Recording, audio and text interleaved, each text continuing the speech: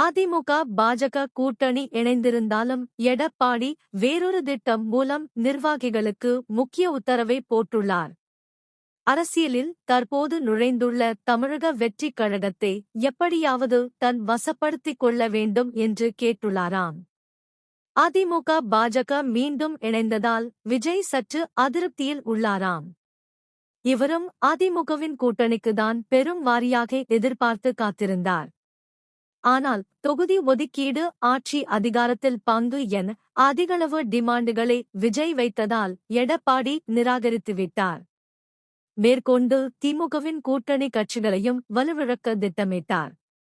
ஆனால் திமுக கூட்டணியிலிருந்து ஒரு கட்சி கூட வெளியேறுவதாக தெரியவில்லை.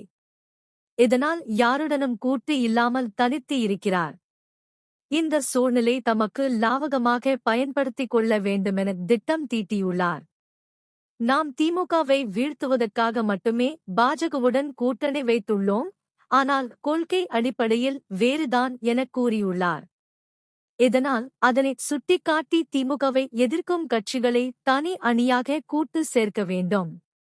அந்த வகையில் விஜய், சீமான் உள்ளிட்டவர்களை இந்த அணியில் சேர்த்து தேர்தலில் நின்றால் கட்டாயம் நமக்குதான் வெற்றி.